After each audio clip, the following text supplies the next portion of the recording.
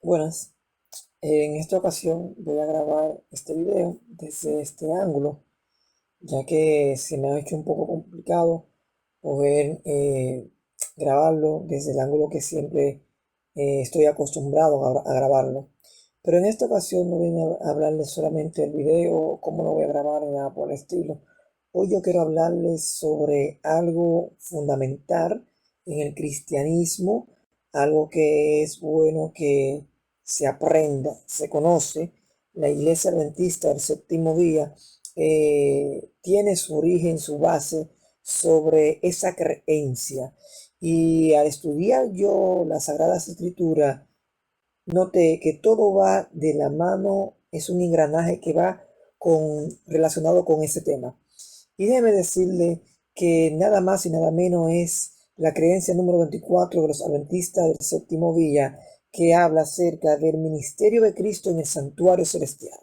Pero hoy quiero hablarle más del santuario celestial que del santuario que dice las Sagradas Escrituras que existió aquí en la tierra en el tiempo de Moisés, o mejor dicho, cuando el pueblo de Dios estaba en el desierto.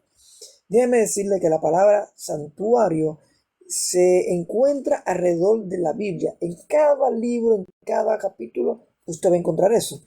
No con la misma palabra santuario, pero la palabra santuario, para que usted vaya entendiendo, significa santo, santificar, apartado. ¿Dónde se utiliza por primera vez esto? Si nosotros vamos al libro de Génesis, vamos al libro de Génesis, vimos que en el capítulo número 1, Dios termina de crear absolutamente todo. Y aquí me dice, en el capítulo 2, en sus primeros versículos, dice, y fueron pues acabados los cielos y la tierra, y todo el ejército de ellos. Y acabó Dios en el día séptimo la obra que hizo, y reposó el día séptimo de toda la obra que hizo. Y bendijo Dios el día séptimo y lo santificó, porque en él reposó de toda la obra que había hecho en la creación. Si nosotros prestamos atención, santuario, me deja dicho a mí, ¿qué significa? Santo, santificar, apartado. Y ya lo vemos en el libro de Génesis, su capítulo 2, que Dios, ¿qué cosa? Bendijo, santificó el día séptimo. Sin embargo, en el libro de Génesis, en ninguna parte me dice a mí que Dios le dijo a Moisés que construya un santuario. Sin embargo, en el libro de Éxodo es que Dios le dice a Moisés que hay que construir un santuario. ¿Cuál fue la necesidad por la cual Dios le dijo a Moisés que hay que construir un santuario? Fíjense que el santuario fue construido justamente para que Dios habite en medio del pueblo. Pero si Dios es todo omnipresente, ¿por qué Él dice que hay que construir un santuario en medio del pueblo? La respuesta es sencilla, porque el ser humano nació para adorar, y eso lo podemos encontrar en las Sagradas Escrituras, justamente en los primeros 3 capítulos del libro de Génesis. Pero eso es otro detalle más adelante. Sin embargo, ustedes van estudiando la Biblia desde el primer capítulo hasta el libro del Apocalipsis en su capítulo 22 y van a darse cuenta que el ser humano busca una forma de adorar. Sin embargo, Dios que había sacado a ese pueblo de Egipto, era un pueblo esclavo, y ese era el pueblo de aquella promesa cuando Dios habla con Abraham, que se encuentra en el libro de Génesis. Entonces lo saca a través de Moisés, y ahí entonces, luego que lo saca, que cruzan el Mar Rojo, ahí entonces inmediatamente a Moisés le entrega la tabla de 10 mandamientos. Número 1, fueron leyes, pero leyes para que ellos, número 1, adoren a Dios, y número 2, ¿qué cosa? También entre ellos mismos no se adoren, sino aprendan a respetarse, que esos son los últimos 6 mandamientos. Si yo me voy al libro de Éxodo en su capítulo 20, vamos aquí, libro de Éxodo, capítulo 20, le voy a leer solamente una parte. Dice así lo siguiente: y habló Dios todas esas palabras diciendo, alguien a Moisés, yo soy Jehová tu Dios, que te saqué de la tierra de Egipto, de casa de servidumbre. No tendrás dioses ajenos delante de mí. No te harás imagen ni ninguna semejanza de lo que está arriba en el cielo, ni abajo en la tierra, ni en las aguas debajo de la tierra.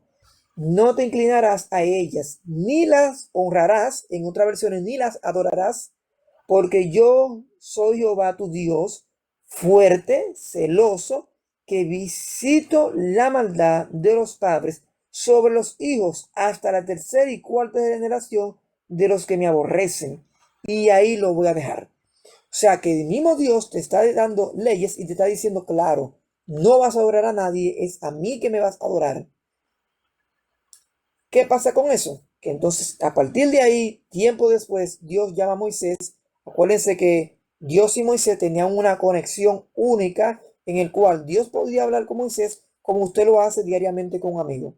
Sin embargo, Dios le dice a Moisés, mira, yo quiero que tú me construyas un santuario. Y empieza a darle la medida. Pero Dios le dice a Moisés, no es cualquier santuario, es un santuario como este que yo te estoy mostrando. ¿A qué santuario se refería? Al santuario celestial. Y en los primeros, o mejor dicho, en los capítulos 25 del mismo libro de Éxodo, en adelante, nosotros encontramos las medidas y los muebles, cómo tenían que ser construidos. Miren esto. Número 1, si vamos aquí, en su capítulo 25, las ofrendas que tenían que buscar para hacer el santuario.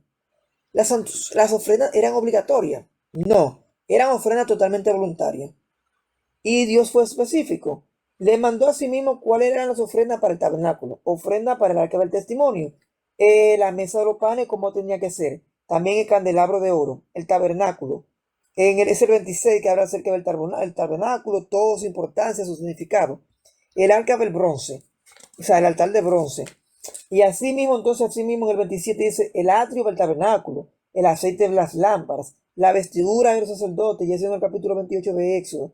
En el capítulo 29 habla acerca de la consagración de Aarón y sus hijos, que eran de la tribu más importante, la tribu de los levitas. Esa tribu era la que tenía que encargarse de dirigir todo el acto ceremonial del santuario. El sumo sacerdote, que era Aarón, y sus hijos, que también eran parte del sacerdocio. Como ellos tenían que estar totalmente consagrados. La vestimenta que tenían que usar no era cualquier vestimenta como esta que yo tengo puesta, o si una camisa blanca con un pantalón blanco y uno tenis blanco, como se usaba en los 80. No era así. Era una vestidura totalmente blanca, que la Biblia me dice a mí en el libro de Éxodo que inmediatamente ellos salían del santuario tenía que ser lavada. Y no todo el mundo la lavaba, ni todo tipo de detergente tampoco. ¿Qué se hacía? Hasta los calzoncillos que usaban había que lavarlo. Sin embargo, ese santuario tenía un significado. No solamente era una réplica de lo que estaba en el cielo, sino tenía un significado. Si usted va a una imagen de Google, usted va a ver, número 1, que Dios le dice a Moisés, que tiene que hacer un santuario. Y le dice, número 1, mira, hay que hacer, el santuario tenía que medir 100 codos de largo y 50 codos de ancho. Pero dentro de ahí tiene que haber un altar de sacrificio. Y atrás del altar de sacrificio tenía que haber un lugar que es un lavacro. El lavacro viene siendo como el lavamanos de su casa o el fregadero. En el mismo atrio que estaba el altar del sacrificio, ahí entonces había que ofrecer sacrificio 2 veces al día por el pecado que usted haya cometido. Ahí no estaba el sumo sacerdote, ahí estaba el sacerdote. Sin embargo, cuando usted iba y mataba un cordero, un animal inocente, que usted ponía la mano ahí y el sacerdote oraba y usted también oraba, ¿qué pasa? Es su pecado, iban pasando inmediatamente a ese pobre animalito. Eso tiene un significado. ¿Cuál es ese significado? Que alguien inocente iba a venir a morir por ti y por mí. ¿Quién murió por ti y por mí? Cristo fue el que murió por ti y por mí. Búsquenlo. Cristo no tenía falla, no tenía tampoco tatuaje, no andaba escuchando teteo, obedecía a sus padres, a su madre, ¿cuál fue su único crimen, su único delito? Predicar el mensaje y cargar con el pecado suyo y mío. Sin embargo, ahí está, Cristo representa ese cordero. Pero hay algo interesante. Si atrás estaba el lavacro, ¿qué significado tenía el lavacro? El sacerdote se lavaba las manos inmediatamente, mataba el animal, igual como la víctima, o sea, el victimario se puede decir, o la persona que llevaba el animal, también se lavaba las manos. ¿Qué pasaba ahí? ¿Qué significa el lavacro? El lavacro significa el bautismo. Porque inmediatamente usted es bautizado, ese pecado de usted es totalmente limpio, usted es totalmente transformado. ¿Quiere decir que la ubicación estaba al revés? No. Sin embargo, Cristo, cada cosa que fue haciendo, fue para enseñarnos algo interesante. Miren esto. Si el lavacro era lo último, Cristo y significaba el bautismo, Cristo se bautizó primero. Y lo último fue lo que él hizo, que murió por nosotros. Muy interesante, ¿verdad? Pero más adelante nosotros vamos caminando y vemos que tenemos la mesa de los panes, que está a la derecha.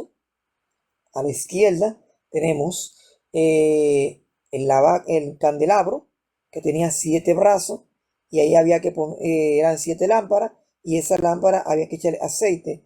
Es como en aquellos tiempos, que aquí en la República Dominicana la luz iba bastante, y había unas lámparas que funcionaban con gas querosén o trementina, y se mantenían encendidas. Ese tipo de lámpara, imagínense, un candelabro de 7 brazos. Ahí estaba. También ese candelabro tiene un significado. Pero también está la mesa de los panes. 12 panes. 12 tribus de Israel y también 12 discípulos. Tiene otro significado. Pero después, ya al fondo, encontramos el altar del incienso, que simboliza las oraciones de los justos. Y ese altar del incienso, cuando estaba encendido, mantenía un aroma totalmente refrescante. La sangre de ese animalito que se hacía allá afuera en el atrio, en el patio, imagínense la iglesia, en el patio de la iglesia, agarraban, estaba aquí en una copita, entonces iban y la rociaban en una cortina. Pam, pam, pam. Y eso, amigos que están viendo este video, también tenía un significado. Y es bueno que usted lo estudie justamente en el libro de Éxodo, o mejor dicho, lea su Biblia completa para que usted pueda entender. Después del lugar santo, que en el lugar santo era que se encontraba la mesa, el candelabro, el altar de incienso, había algo interesante. Y era, miren esto, el arca del testimonio. Y el arca del testimonio tenía una tapa. Déjenme ver si lo encuentro. No lo encuentro ahora mismo, pero eso tiene una tapa. Fíjense que si en el séptimo día Dios santificó, bendijo y dijo, vamos a adorar, dio 10 mandamientos. El 7 es el sello de Dios que todo el mundo lo conoce. Es el número perfecto. No eran 6 muebles, eran 7 muebles, porque estaba el altar del testimonio. Entonces había una tapa. Y encima de esa tapa habían 2 querubines. Y en el medio había algo que se encendía, que ahí estaba la chequina. Cuando la chequina se encendía, se decía, aquí está la presencia del Señor. ¿Quién tenía la autorización de pasar del atrio al lugar santo? El sacerdote. Ahora, ¿quién tenía la autorización de pasar del atrio al lugar santo, al lugar santísimo? El sumo sacerdote. Pero el sumo sacerdote no pasaba todos los días, sino una vez cada 7 años. Séptimo descanso, 7 muebles, y en 7 años el hombre en el día séptimo entraba. Ese también es entrada tiene un significado, y es por eso que los adventistas del séptimo día tienen una doctrina que es la número 24, y es el ministerio de Cristo en el santuario celestial. Y le voy a leer esta parte. Dice Juan capítulo 14 en su versículo 2 y 3, dice: Jesús le dijo a su discípulo: Voy pues a preparar lugar para vosotros, y si me fuera y os prepararé el lugar, vendré otra vez, y os tomaré a mí mismo, para que de donde yo estoy, vosotros también estéis. Esta promesa fue reiterada por ángeles a los discípulos mientras veían a Jesús ascender al cielo. Jesús muere. Inmediatamente a Jesús hay que enterrarlo antes de la puesta de sol. Jesús reposa justamente como está en el libro de Génesis. Descansó. Y en el primer día de la semana, Jesús resucita. Después de ahí dura 40 días con sus discípulos. Vayan al primer capítulo del libro de los Hechos. Y ahí te dice justamente el tiempo que Jesús duró con sus discípulos. Y Jesús le dice: ya es necesario que yo me vaya. O sea, lo que Jesús le dijo a sus discípulos, que está registrado en Juan capítulo 14, en su versículo 2 y 3, se cumple en el libro de los Hechos. Y los mismos ángeles, cuando suba al reino de los cielos, ¿qué le dice? Ese mismo Jesús que ustedes ven que va al cielo, Él es el mismo que va a regresar. Miren algo interesante, porque esta doctrina del santuario no abarca ni 20 ni 30 minutos. Hay que dividirlo en mucho espacio para que ustedes puedan entender, pero le estoy dando solamente pincelada para que usted sienta la necesidad de poder estudiar acerca de eso. Miren esto. En el libro de Daniel, que está en el Antiguo Testamento, en su capítulo 7, versículo del 9 al 11, leemos acerca de un tiempo en el que se consideran los deseos y las acciones de cada persona para ver lo que realmente ellos quieren, ser parte del reino de Dios o no. A esto se le llama un juicio investigador, que eso también es parte de lo que se hacía en ese santuario que estaba en el desierto, en el pueblo de Israel. Daniel no vivió en la época de Moisés. Sin embargo, Daniel escribe sobre ese hecho que se vivía en ese santuario. ¿Ven cómo todo está conectado? La Biblia es una e indivisible. Y miren esto, me habla a mí de un juicio investigador. Dios podría considerar el caso de cada persona en privado y simplemente decirle a todos que confíen en Él, pero Él no hace eso. Dios abrirá los libros de historia para que los veamos por nosotros mismos. Él permite que todos en el cielo participen en el proceso, asegurándose de que Él haya sido justo con cada persona. Es abierto y honesto, no oculta nada. Así es como funciona el reino de Dios. ¿Por qué quiero leerle esto? Porque en el libro de Apocalipsis también me mencionan a mí, hay una parte que dice: y fueron abiertos los libros. En el libro de Apocalipsis se refieren a algunos libros. Está el libro de la memoria, que es donde está todo guardado. El libro de la vida, donde está escrito aquellos que fueron o que serán totalmente salvos cuando el Señor venga por segunda vez. Recuerden que los mismos ángeles se lo dicen a Jesús, se lo dicen a Jesús, no, se lo dicen a sus discípulos en el libro en sus primeros capítulos del libro de Hechos. Ese Jesús que va al cielo, ese Jesús así mismo va a descender, y así mismo te dice a ti en primera de Tesalonicense, en su capítulo 4, te dice: los muertos en Cristo resucitarán primero, luego nosotros, lo que habremos quedado, ¿qué cosa? Seremos arrebatados. Pero en el libro de Apocalipsis me dice a mí que luego de los 1000 años va a venir la santa ciudad. Se está conectando. La Biblia tiene un orden cronológico, pero tenemos que saber estudiarlo.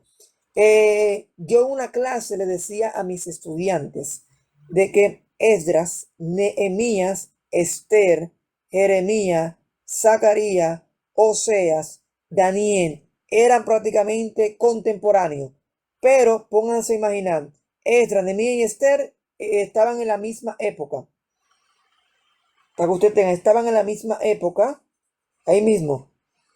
Estaban en el mismo pedazo, en el mismo país. Si ustedes, por ejemplo, están viendo este video de la República Dominicana, imagínense que la República Dominicana, y es una verdad, está dividida en provincias. Y imagínense que Nehemías, Esther y Esdras están en Santo Domingo, pero Jeremías está en Santiago de los Caballeros, pero Daniel está en San Juan, pero Zacarías está en San Pedro. Pero entonces tenemos a Ageo, que Ageo está ¿dónde? En la Altagracia. Están todos dentro del mismo territorio, dentro de la misma época contemporánea, el mismo tiempo, pero están escribiendo de manera paralela, sin darse totalmente cuenta. Es como que yo estoy contándole a ustedes esta parte de la historia, y ahora mismo hay alguien que está leyendo esta doctrina y alguien está grabando otro video acerca del santuario. Es como ahora mismo que están dando una noticia acerca de la tormenta llamada Melissa. Está azotando la República Dominicana y Haití también, y ha dejado un sinnúmero de personas afectadas. Pero no solamente lo está transmitiendo el canal 9, lo está haciendo el 7, lo está haciendo el 11. O sea, ¿entienden el paralelismo? Lo único que en la Biblia hay que saberla leer y pedirle a Dios sabiduría para poder interpretar. Sin embargo, miren esto. En este mismo momento Jesús está en el santuario celestial. Jesús asciende al cielo. Y recuerden que le dije que el mismo Dios le dice a Moisés, a un santuario como este que está en el cielo. Y Jesús fue al cielo. Jesús está en un santuario. Y me dice a mí, trabajando para reconciliar a la humanidad con Dios y trabajando para determinar quién desea ser parte del reino de Dios. Cuando esta obra haya terminado, Jesús, ¿qué cosa? Va a regresar. Jesús le dice a sus discípulos, ni aún los ángeles del cielo saben cuándo yo voy a volver. No voy a decirle fecha ni mañana. Es un error cuando se pone fecha. Dios viene mañana, Dios viene en tal momento. No se puede poner fecha. La Biblia lo dice. La Biblia lo dice. Ni aún los ángeles del cielo saben cuándo Él va a venir. Y yo le he mencionado a ustedes que en el arca del testimonio, en el arca del pacto, habían dos querubines ahí puestas. Ese es uno de los muebles más buscados a través de la historia.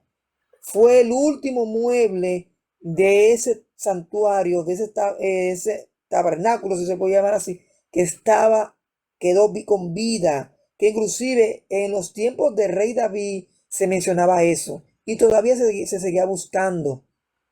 Hay científicos que siguen buscando eso todavía. ¿Pero por qué? Porque dentro de ese mueble se encontraba la tabla de 10 mandamientos que Dios le dice a Moisés que lo escriba, y está registrado de Deuteronomio. ¿Por qué Dios le escribió? Porque acuérdense que cuando Dios le da a Moisés la tabla de 10 mandamientos, que Moisés va al monte y ve al pueblo que está adorando un becerro, ¿qué hace Moisés? Extraya la tabla de los 10 mandamientos encima de eso. Sin embargo, Dios le dice, no, Moisés, ven acá. Empieza a escribir la tabla de los 10 mandamientos. A este pueblo hay que enseñarle, hay que mostrarle que a mí tienen que adorarme, pero también hay que enseñarle valores y principios a ellos. Hay que honrar a papá y mamá, no hay que hurtar las cosas, no se puede hablar falso testimonio y mucho menos se puede codiciar la cosa del prójimo. No podemos vivir en esa parte. Hay que enseñarle eso. Y en el mismo libro de Deuteronomio, Dios le dice a Moisés, mira, estas leyes, estas palabras que yo hablo contigo, todos los días hay que escribirlas. ¿Dónde? En el lindero, en el baño, en la cocina, en el lavamanos, en el balcón, en el tablero del vehículo. ¿Para qué? Para que usted no se le olvide de que Cristo prometió que iba a venir otra vez a buscarte a ti y a mí. Aquí me está diciendo que Cristo inmediatamente sube al cielo. Él sube a un santuario, al santuario celestial, a reconciliarte a ti y a mí con el Padre. Para cuando ya esté todito listo, él diga esa palabra, consumado es, que está justamente en la Biblia, entonces Él va a regresar por ti y por mí. Miren algo interesante. Hay un santuario en el cielo, el verdadero tabernáculo que el Señor estableció y no los humanos. En él Cristo ministra en nuestro nombre, poniendo a disposición de los creyentes los beneficios de su sacrificio expiatorio ofrecido de una vez por todas en la cruz. Recuerden que le dije que cuando usted entraba al santuario encontraba un altar de sacrificio y había que matar animales inocentes. Esa muerte simbolizaba que Cristo iba a morir por cada uno de nosotros. Pero miren, si ustedes creen que yo estoy loco, yo voy al libro de Génesis, capítulo 3. Miren esto. En el capítulo 3, en el versículo 9 en adelante, hay algo interesante. Hay una parte acusadora. Y es cuando Adán y Eva pecan o comen de lo que no tienen que comer. Ellos se ponen ropa de higuera. Las hojas, todavía en la actualidad, tú la cortas y se secan. Sea hoy, sea mañana, pero se secan. Dice Jehová, o las Sagradas Escrituras, en Génesis capítulo 3, versículo 9. Mas Jehová Dios llamó al hombre y le dijo, ¿dónde estás tú? Y el hombre respondió, mira, tuve miedo y me escondía. Entonces comienza toda esa conversación. Y hay una parte que Dios dice justamente aquí en el capítulo 3, que él mata un animal y le da vestidura al hombre. Y me dice a mí que aquí viene lo interesante. Acuérdense que le dije en la tapa, habían dos querubines. Déjame ver si lo encuentro. Ok, en el mismo Génesis capítulo 3, en su versículo 20, lo voy a leer entero, versículo 20 hasta el 24, presten atención. Dice, y llamó Adán al hombre, llamó Adán el nombre de su mujer Eva, por cuanto ella era madre de todos los seres vivientes. Su madre ahora mismo, aunque usted no lo crea, fue Eva. Y Jehová Dios hizo al hombre y a la mujer túnica de pieles y los vistió. Y dijo Jehová Dios, he aquí el hombre es como uno de nosotros, sabiendo el bien y el mal. Ahora pues, que no alargase su mano y tome también del árbol de la vida y coma y viva para siempre. Y lo sacó Jehová del huerto del Edén, para que labrase la tierra de que fue tomado. Echó pues fuera al hombre y puso al oriente del huerto del Edén querubines y una espada encendida que se revolvía por todos lados para guardar el camino del árbol de la vida. Dato interesante. Dios le hace túnica de animal. ¿Qué animal tenía que morir? ¿El león? No. Tenía que ser un animal sin mancha, un animal inocente, un animal que aunque pasó lo que pasó, aunque el mundo esté lleno de pecado, en esta actualidad todavía se mantiene alejado del pecado. Y esa es la oveja. David dice, Jehová es mi pastor y nada me faltará. ¿Por qué David dice Jehová es mi pastor? David se considera una oveja. El Salmo 23 usted lo lee. Usted va a Juan capítulo 10 en adelante lo lee. Jesús también nos dice a nosotros que nosotros somos sus ovejas. ¿Pero por qué Jesús dice eso? Porque nosotros necesitamos terminar en que no vive. Y allí me dice también la Sagrada Escritura que Dios puso querubines en las puertas. En el arca del pacto también habían querubines. El santuario es un solo y empieza justamente del Génesis. El santuario está en el cielo y Cristo ahora mismo está intercediendo por ti y por mí. Lee la Biblia, no te dejes engañar, no creas en falsas doctrinas, no creas que los adventistas son los únicos que estudian la Biblia. No, tú también puedes estudiar la Biblia. Con esto no te vas a convertir en un fanático. Con esto te vas a convertir en una de las personas que su nombre estará registrado en el libro de la vida, según lo que dicen las Sagradas Escrituras. Y cuando Cristo venga en gran poder y gloria, como lo escribe en la Biblia, tú vas a poder estar con Él en el reino de los cielos. Yo me estoy preparando para ir al reino de los cielos. Por eso te traje pinceladas pequeñas acerca del santuario. Te dije desde un principio, para hablar del santuario se toma bastante tiempo. Más adelante voy a dedicar desde otro ángulo a hacerle a ustedes videos de manera detallada a hablar del santuario. Pero será hacerlo como lo hacíamos antes, o como antes existían enciclopedias, que la A y la B era un tomo, CD otro tomo, y así sucesivamente, porque el santuario es la Biblia completa. Los 66 libros de la Biblia hablan acerca del santuario. Y Cristo mismo vino a darnos muestra de eso. Dios le bendiga. No te pierdas. Aprovecha. Es un trabajo del juicio investigador que es parte de la disposición final de todo pecado, tipificado por la limpieza del antiguo santuario hebreo que te mencioné anteriormente.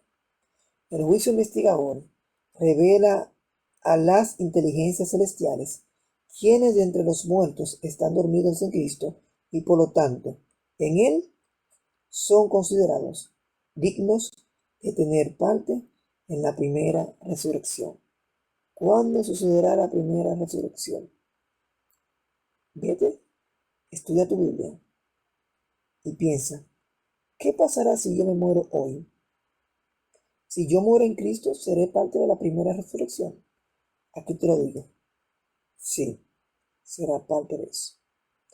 Dios te bendiga, no te dejes engañar. Y con esto termino. Amigos, la creencia de los adventistas del séptimo día, bíblicamente sólida, y te lo he demostrado a través de pinceladas, nos da la oportunidad de sumergirnos profundamente en la palabra de Dios para comprender la obra tan importante que Cristo está haciendo a nuestro favor en este momento. Y espero estudiar este tema con ustedes en los próximos mensajes que estaré grabando. Dios te bendiga. Si a ti te interesa este tema del santuario, te recomiendo que veas en los comentarios, me interesa, que eso me va a motivar a buscar más recursos bíblicos, más recursos de otros historiadores, de diferentes también religiones, que hablan acerca de un santuario. Dios te bendiga. Muy buenas noches.